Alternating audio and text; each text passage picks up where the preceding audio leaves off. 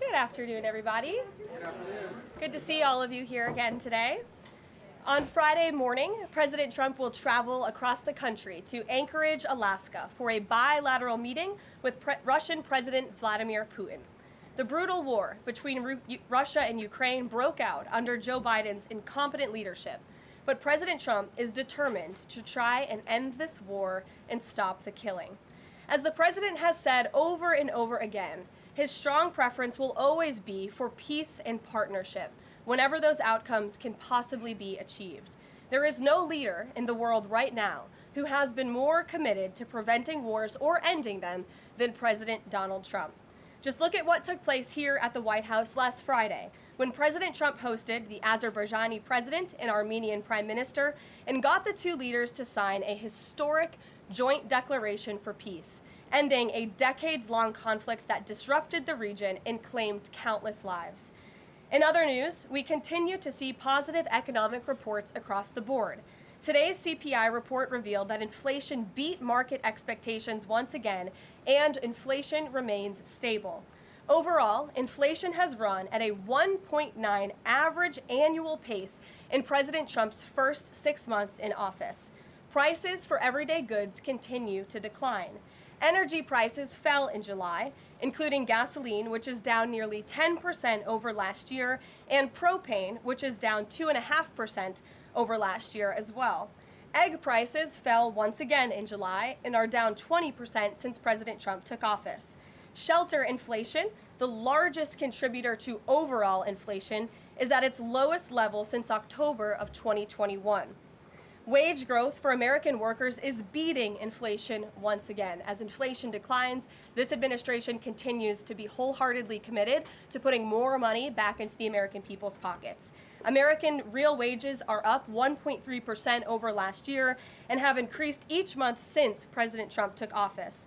And small business optimism, according to this morning's report, has also reached a 5-month high. Ignore the panicans and trust in President Trump. That is our motto here at the White House. The America First economic agenda is working. On another matter, yesterday, President Trump took bold action to finally restore law and order right here in our nation's capital. The president declared a crime emergency in the District of Columbia, federalized the D.C. Police Department, and mobilized the D.C. National Guard to end violent crime in our nation's capital. As part of the president's massive law enforcement surge, last night, approximately 850 officers and agents were surged across the city. They made a total of 23 arrests, including multiple other contacts. Last night, these arrests consisted of homicide, firearms offenses, possession with intent to distribute narcotics, fare evasion, lewd acts, stalking, possession of a high-capacity magazine, fleeing to elude in a vehicle, no permits, driving under the influence, reckless driving, and a bench warrant. A total of 6 illegal handguns were seized off of District of Columbia streets as part of last night's effort. This is only the beginning. Over the course of the next month, the Trump administration will relentlessly pursue and arrest every violent criminal in the district who breaks the law, undermines public safety, and endangers law-abiding Americans. President Trump will not be deterred by soft-on-crime Democrats and media activists who refuse to acknowledge this rampant violence on our streets.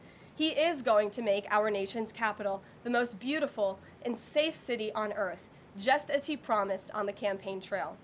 Staying on the topic of public safety, the Trump administration continues to shatter records on border security. According to brand new numbers released this morning from Customs and Border Patrol, illegal crossings have fallen to all-time lows once again. Here were the records set in July. Again, these numbers were released this morning. The lowest monthly nationwide encounters ever, down nearly 90% from the monthly average under the Biden administration. The lowest monthly Border Patrol apprehensions nationwide ever, smashing the previous record set the prior month in June. The lowest monthly Southwest border apprehensions ever. The lowest daily apprehension average ever. The lowest single-day apprehensions ever. And for the third straight month, there were 0 illegal aliens released into the country. Let me repeat that remarkable statistic. For the third month in a row, not a single illegal alien was released by the Trump administration into the United States of America. This is historic. Under President Trump, this border is the most secure it has ever been. When you fortify the border, when you restore deterrence, and when you empower Border Patrol agents and our brave men and women in uniform to actually do their jobs to enforce our laws, like this president has, this is the incredible result. And in the interior of our country, criminal illegal aliens continue to be arrested and removed. Here are some of the criminals arrested by ICE in just the last few days. ICE Buffalo arrested an illegal alien from Jamaica convicted of attempted murder. ICE Buffalo also arrested an illegal alien from Ecuador convicted of leaving the scene of an accident resulting in death. ICE Houston arrested an illegal alien from Mexico convicted of manslaughter. ICE Newark arrested an illegal alien from Mexico convicted of the sexual assault of a minor. ICE Dallas arrested an illegal alien from Mexico convicted of assault causing bodily injury. And already the Trump administration has arrested more than 300,000 illegal aliens in 2025. Again, more than 300,000 illegal alien criminals have been arrested in the interior of our country in the first 6 months of this administration. And despite many false reports in the media, nearly 70% of these arrests have been criminal aliens with criminal charges or prior convictions. This is success all around. This is removing the most dangerous public safety threats from America's communities and returning these individuals to their home countries. So there's been success all around. I'm sure you have a lot of questions today. I'm happy to get to them, so let's get started. And as always, we'll start with our new media seat, who is our podcast host today, Benny Johnson. Benny, why don't you kick us off, and thanks for being here. Thank you, Caroline. As a DC resident of 15 years, I lived on Capitol Hill. I witnessed so many muggings and so much theft. I lost track. I was carjacked. I have murders on my Ring camera and mass shootings. I witnessed a woman on my block get held up at gunpoint for $20, and my house was set ablaze in an arson with my infant child inside. And so to any reporter that says and lies that DC is a safe place to live and work, let me just say this. Thank you. Thank you for making the city safe, because no parent should have to go through what my family went through, having the fire department rip open their door to save their infant child. And so thank you for your work on securing this city. My question to you is this. Nancy Pelosi has attacked the president for deploying the National Guard to the city, saying that it is to cover for his incompetence. Hillary Clinton has also attacked the president for securing the city of Washington, D.C. I'd like to get your response to Nancy Pelosi and Hillary Clinton. Sure. Well, first of all, Benny, I'm so sorry that happened to you and your family. There have been, unfortunately, far too many victims of crime in this city, and I know the majority of residents in the District of Columbia agree with you. In fact, a new poll from the Washington Post I was reading this morning, this was released in May of 2024, so it's quite funny how many of you in the media agreed with what the president was saying yesterday, but now once the president says it, many of you are disagreeing with him. But this poll released by the Washington Post found that 65% of district residents think crime is an extremely serious or a very serious problem, and this was up from 56% last year. So the concern that you share with so many other residents in the District of Columbia is real, and that's why this president is taking action to address it. To get to the heart of your question, I think it's despicable that Democrats cannot agree that we need more law and order in a city that has been ravaged by violence, crime, murders, property theft. This should be a winning issue for all Americans. I don't understand. It's just anything President Trump does, the Democrats want to disagree with. I think the president would love to work with Democrats on this issue to bring law and order to America's cities, but unfortunately they have failed, and that's why he's taken this historic action to federalize the National Guard. And as you're seeing from last night's numbers, we already have seen success. We are removing violent offenders, we are arresting criminals, and we are removing drugs and firearms off of the streets of the city to make it safer for all of its residents. Just a very quick follow-up to that. Given the heroic actions of a member of this administration just a few blocks from this building, will the president consider giving the Presidential Medal of Freedom to Big Balls? I haven't spoken to him about that, but perhaps it's something he would consider. I'll ask him and get back to you, Benny. Thanks for being here. Gabe.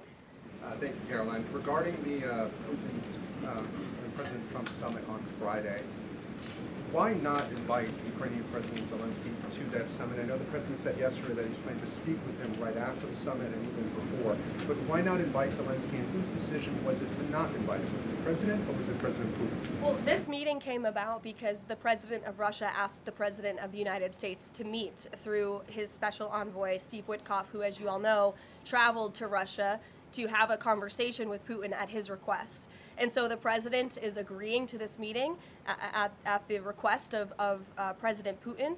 And the goal of this meeting for the president is to walk away with a better understanding of how we can end this war. And the president said at this podium yesterday when he joined all of you in the room that he hopes in the future there can be a trilateral meeting with these three leaders to finally bring this conflict to an end.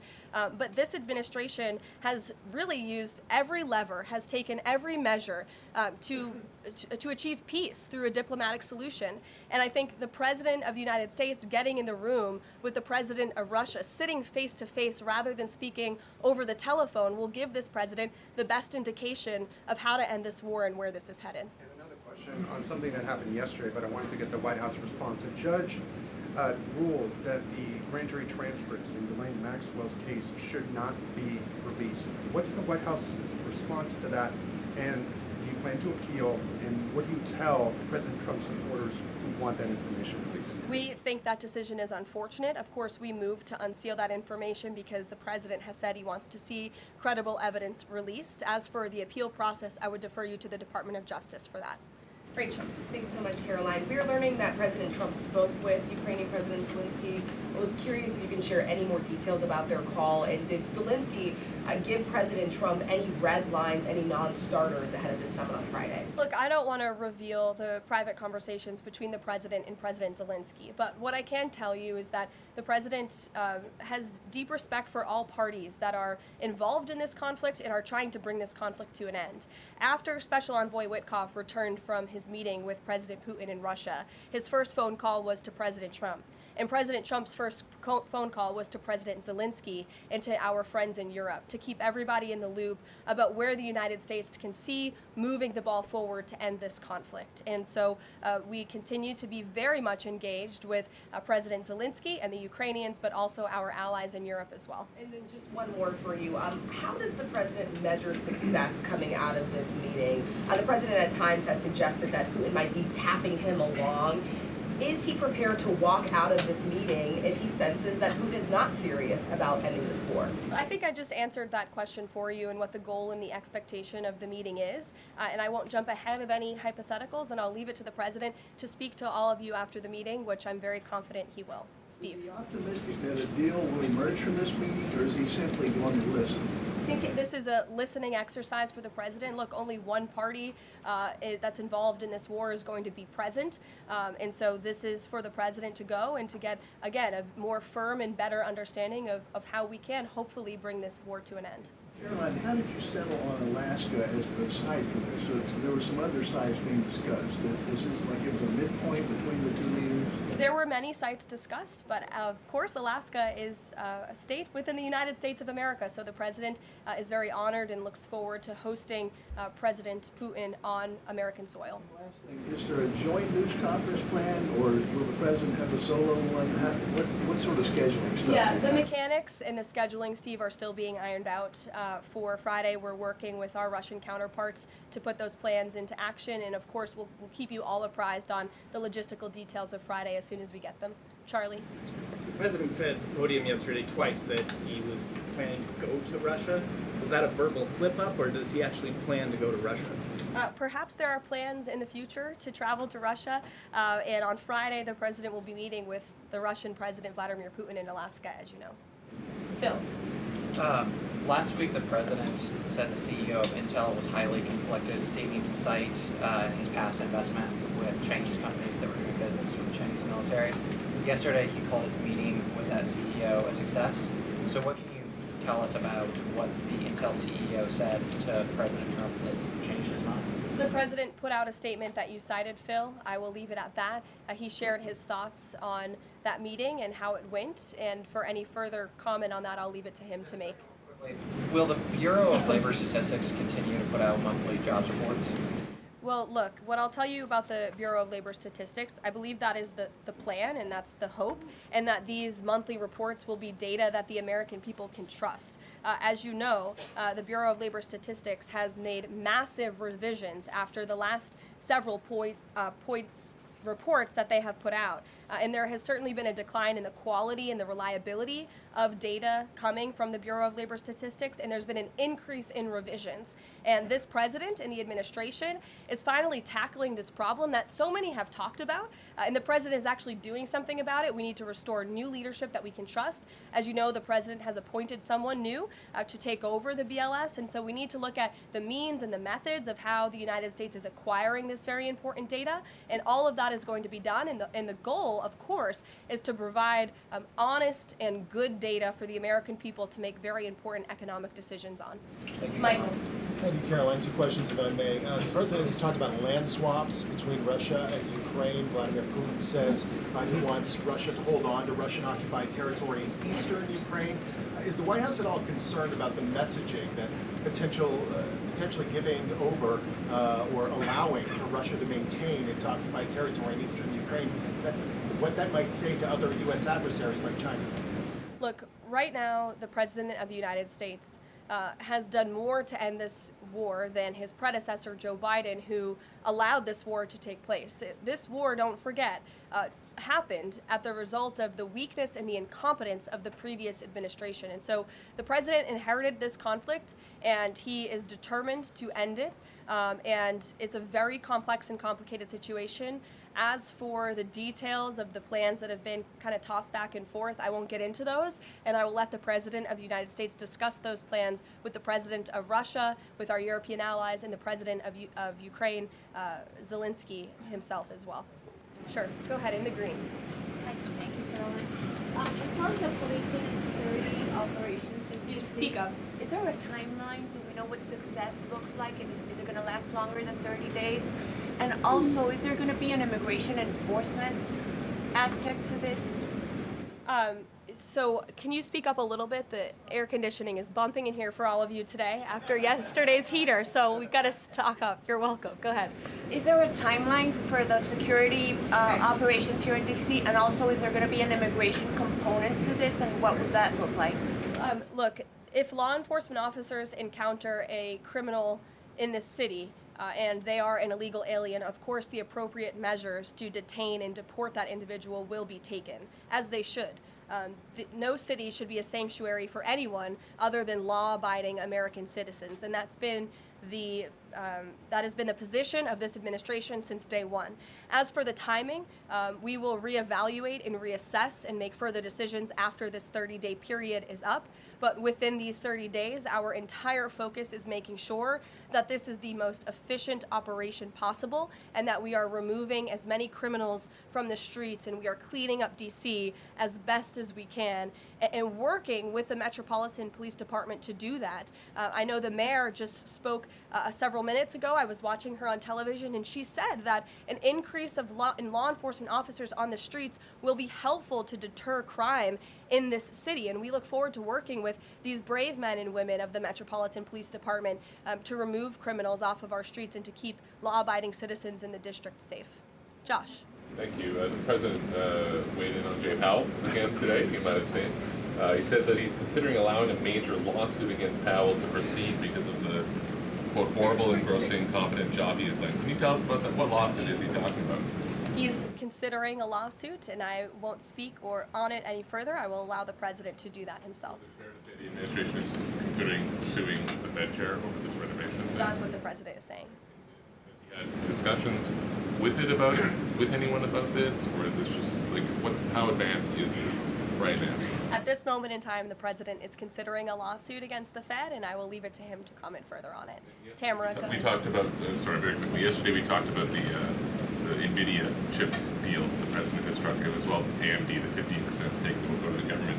Do you have any detail on how that came about? The president said he asked for 20% from NVIDIA. Did he make the same 20% ask to AMD, and or is this something the administration is looking to do with other either chips or products going forward? Is this a model that wants to build on? Well, look, right now it stands with these two companies. Perhaps it could expand in the future to other companies. I think it's a creative idea and solution. The legality of it, the mechanics of it is still being ironed out by the Department of Commerce, and I would defer you to them for any further details on how it will actually be implemented. But again, this was another idea of the president and his brain trust on his trade team to try to, get good deals for the American people and the American taxpayer. The report that China is discouraging use of the H20 to some companies. Since this, we're reporting that overnight there was private guidance sent to companies not banning the chip but urging them to steer away from it. I wonder if you have any response to that. I haven't read the report. I will, and we'll get you a comment on it. Tamara. Thank you. Last week, the meeting with Putin was sort of described potentially as an opportunity for a deal. Now it's a feeling out. Has there been a shift in expectations within the White House or an effort to temper expectations about what success looks like for this meeting? Well, I mean, look, I think both can be true, right? The president has always said he wants a peace deal. He wants to see this war come to an end. But this bilateral meeting is a bilateral meeting between one party in this two-party war, right? You need both countries to agree to a deal. The president is accepting this bilateral meeting with Putin on Friday, and I will let him speak further to it after it concludes about how he felt it went. And could you also, completely unrelated topic, regarding the president's efforts in Washington, D.C., do you have any specifics about how homeless people will be dealt with, where they would be moved to? What does this look like? I do, yes, and it's an important question, so thank you for raising it. The Metropolitan Police Department, with the support of the new federal agencies who have been surging on the streets of the District of Columbia, are going to enforce the laws that are already on the books here in Washington, D.C. For far too long, these laws have been completely ignored, and the homelessness problem has ravaged the city. So D.C. Code 22-1307 and D.C. Municipal Regulation 24-100 give the Metropolitan Police Department the authority to take action when it comes to homeless encampments. So homeless individuals will be given the option to leave their encampment, to be taken to a homeless shelter, to be offered addiction or mental health services, and if they refuse, they will be susceptible to fines or to jail time. Again, these are pre-existing laws that are already on the books. They have not been enforced, which is part of the reason for this federalizing of the National Guard to bring in this assistance for law enforcement. While we are targeting criminals and trying to remove criminals off of the streets, we also want to make DC safe and beautiful, and that involves removing mentally disturbed individuals and homeless encampments as well. So we will be using these regulations and code that already exists to clean up our streets, and we've already had great success. Not many of you picked up on this, but the United States Park Police has actually done remarkable work in terms of removing homeless encampments from the city. Since the president signed this executive order in March, 70 homeless encampments have been removed by the U.S. Park Police. There are only 2 homeless encampments remaining in D.C. federal parks under the National Park Service's jurisdiction, and the removal of those 2 remaining camps is scheduled for this week. So the U.S. Park Police will be leading this effort alongside MPD. Just very quickly, he had talked in one of his social media posts about moving them very far outside of the city. Is that off? No, it's not off. We're exploring how we could do that. But again, homeless shelters, offered addiction and mental health services, or jail if they refuse are the options on the table right now. And we'll continue to explore that option. Sure. Thank you so much, Karoline. President Zelensky said moments ago that he thinks Russia is preparing for a new offensive on at least 3 different areas of the front line. Is this something that you could confirm based on U.S. intelligence? And if the president sees that Putin is indeed planning major new offensive or moving troops, would he call off the meeting on Friday? I'm not in a position to confirm or deny or comment on that intel at this time. Monica. Thanks, Caroline. My question involves Russiagate. A whistleblower alleges that then Congressman Adam Schiff approved leaking classified information to smear President Trump's image during the Russiagate scandal. Does the president plan to investigate Adam Schiff, and what would accountability look like if more information confirms this report? The president has already said he wants to see Adam Schiff held accountable for the countless lies he told the American people in relation to the Russiagate scandal. I brought Tulsi Gabbard out to this podium to talk to you about all of that, and this administration is taking accountability very seriously. As for this new FBI whistleblower report, I understand Kash Patel last night declassified a 302 FBI document showing that a whistleblower who is a Democrat, a career intelligence officer who worked for Democrats on the House Intel Committee for more than a decade, repeatedly warned the FBI in 2017 that then Rep. Adam Schiff had approved leaking classified information to smear then President Donald Trump over the Russiagate scandal. This is obviously a bombshell whistleblower report. Hopefully more people in this room will cover it as such. And I have a quote from the FBI director for all of you. He has said this: "For years, certain officials used their positions to selectively leak classified information to shape political narratives. It was all done with one purpose: to weaponize intelligence and law enforcement for political gain. Those abuses eroded public trust in our institutions. The FBI will now lead the charge with our partners at DOJ, and Congress will have the chance to uncover how political power may have been weaponized and to restore accountability." That's what the administration is focused on, and hopefully we'll see some more media reports on this whistleblower allegation. If this were reversed, if this were allegations against the president or any of these cabinet officials, I'm sure everyone in this room would cover it as such. Elizabeth, go ahead. Thanks, Caroline. After yesterday's action to federalize the D.C. police, is the president still interested in working with Congress to end the Home Rule Act, something he's talked about in the past? Senator Mike Lee has a bill on it. Is that something he's still interested in? The president is very much still interested in working with Congress to address many of the issues that have plagued Washington, D.C., such as the cashless bail policy, which has been a complete disaster for the city. Juvenile delinquency is another major problem in the city that Congress can address. So I know Congress is on recess right now. When they get back to work to Washington, this president looks forward to having these conversations with our friends on Capitol Hill so we can work with them to make D.C. safe and beautiful again. And again, we encourage Democrats to join us in this effort. Perhaps their approval ratings would move up a little bit if they did. I saw a new poll today. Democrat approval rating is at an all-time low, 32%. If they could just stand by the basic notion of law and order, perhaps they would see that tick up a bit, and we welcome them to do that. Dasha. Thanks, Caroline. President Trump yesterday at this podium indicated this, so has NATO Secretary General Mark Rutte, that in order for peace to happen, it is very likely that Ukraine will have to cede some land to Russia. Zelensky has repeatedly said no land for peace. That's not going to happen. Has this administration communicated to Zelensky that he's going to have to change that position? Look, I appreciate your asking that question in a different way than your colleague Michael in the back. I don't want to get into the details of these negotiations and these discussions that have taken place out of respect for where we are right now, and I'll let the president speak on it further if he wishes to. One more about Israel. Sure. I know the president has had a call with Prime Minister Netanyahu recently. Netanyahu is planning to seize the remainder of Gaza City. What is the administration's position on this move by Israel's government? Look, this is an incredibly complex and complicated war that, again, was inherited by this president, by his predecessor, Joe Biden.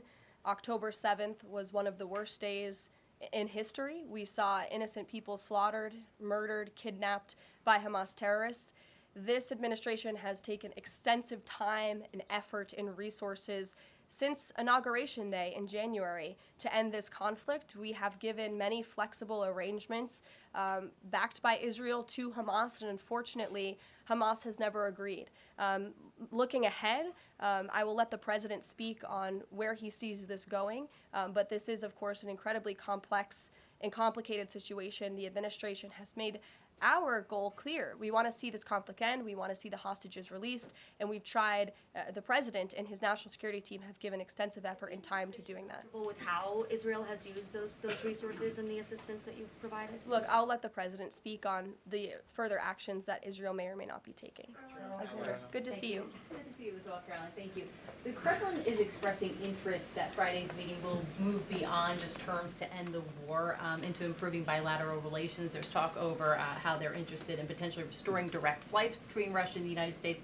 Is President Trump open to those kind of peripheral conversations, or is this directly focused on ending the war in Ukraine? I think this conversation on Friday is focused on ending the war in Ukraine as far as the president's perspective goes.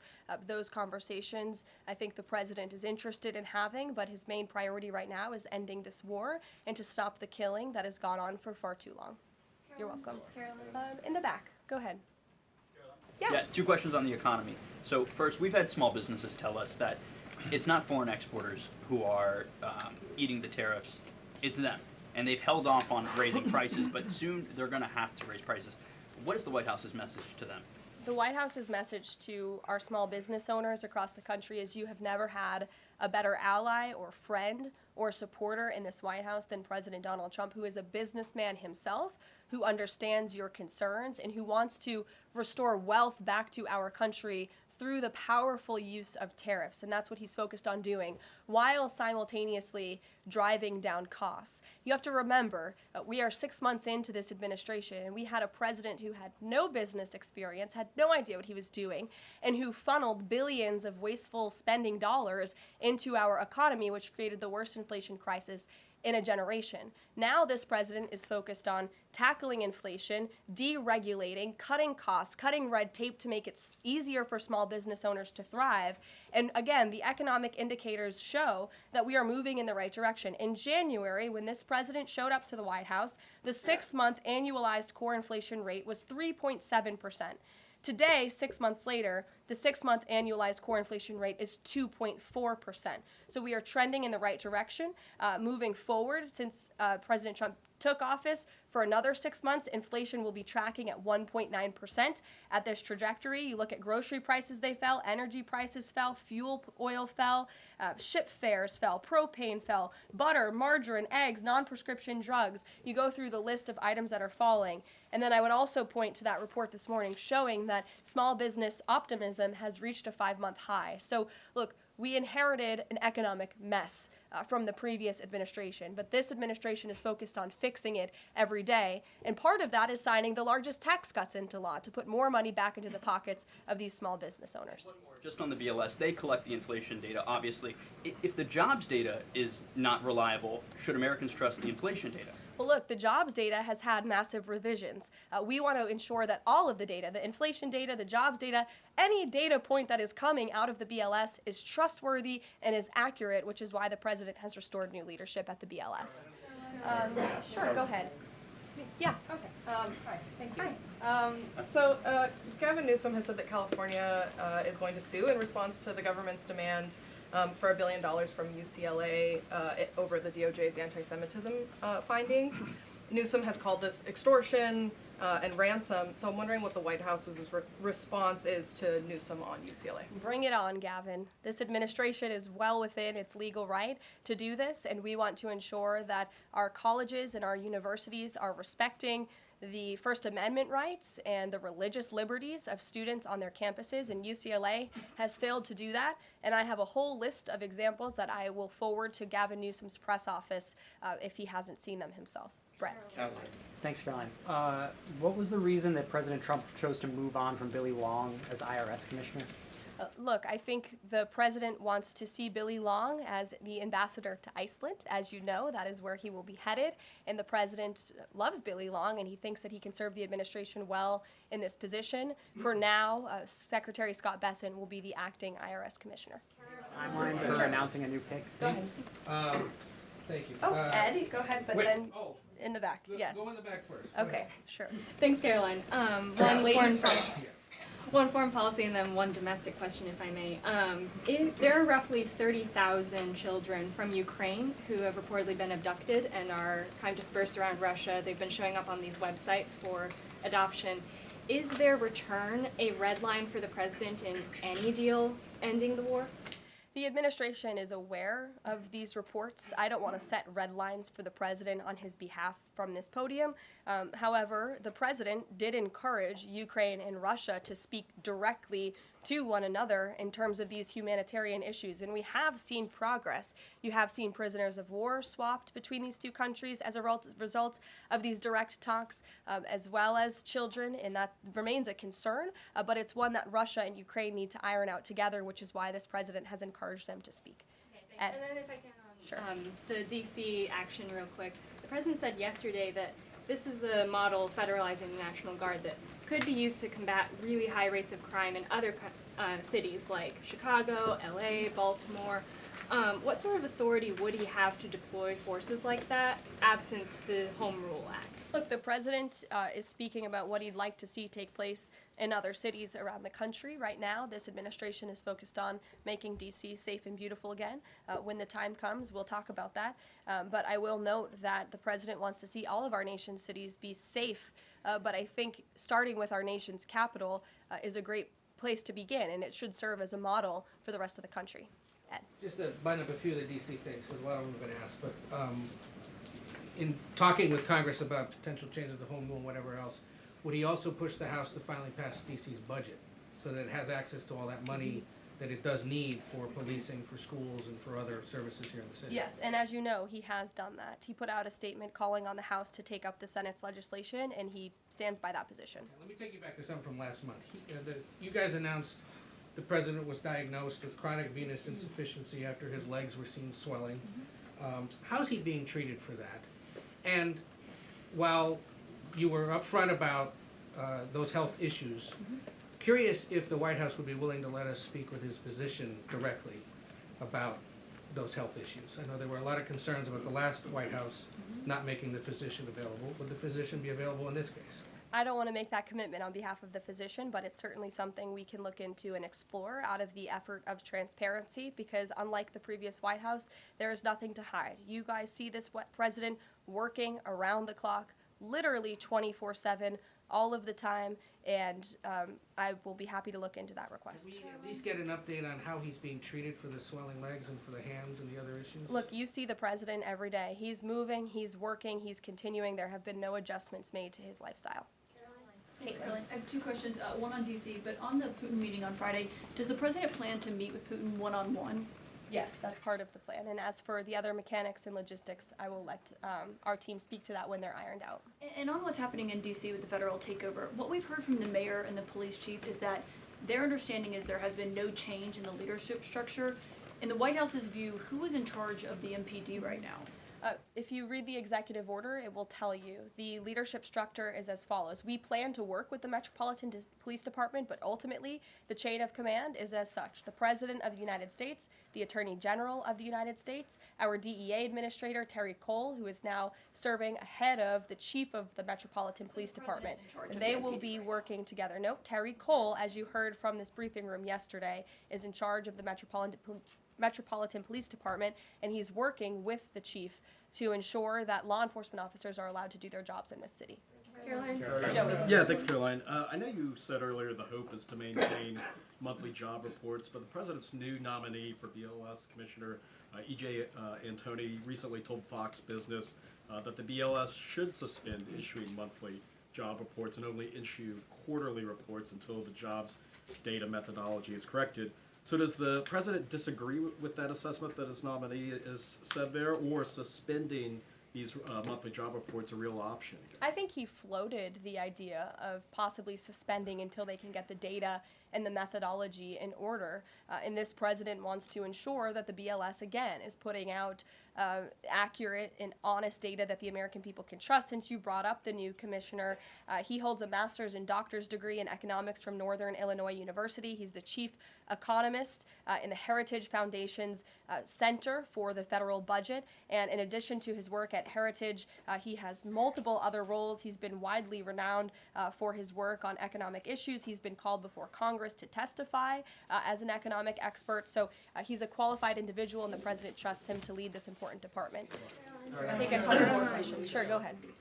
Given that the administration now has jurisdiction over MPD, can we expect, does that mean like personnel changes, hiring, firing? Can we expect leadership changes internally in the Metropolitan Police Department? I just walked through what the leadership structure looks like right now. Within the uniformed police department, right? I mean, does that mean that the Attorney General, others kind of have the ability to make those personnel decisions? I would imagine it means they have the ability. As for any changes, I'm not tracking any. Again, we look forward to working alongside the Metropolitan Police Department, and we did that last night successfully, and we hope we can do that for the next 29 nights.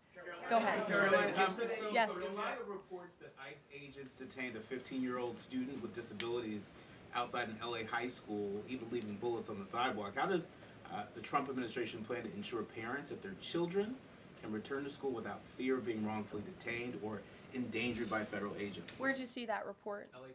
Okay, well, I'll have to look into the veracity of that report. I read the LA Times almost every single day, and they are notorious for misleading the public. I'm sure there's more to that story than the way that you just characterized it. This administration wants to ensure that all school children across the country in every city, from Los Angeles to DC, can go to school safely, and that's part of this administration's effort to federalize the National Guard in Washington, to ensure that ICE is removing child predators. I just read you a list of a handful, just a handful, of the hundreds of thousands of child predators that this administration is removing off of the streets of Los Angeles and every other community across this country, because we want to ensure this is a country where American school children can be safe, where they can prosper, and where they are not threatened by violent criminals, whether they are illegal or whether they are American citizen homegrown criminals, as this president calls them. So I will gladly go check on that report, and I'll get you the facts. Thank you, everyone. Karoline. Thank you. Thank you.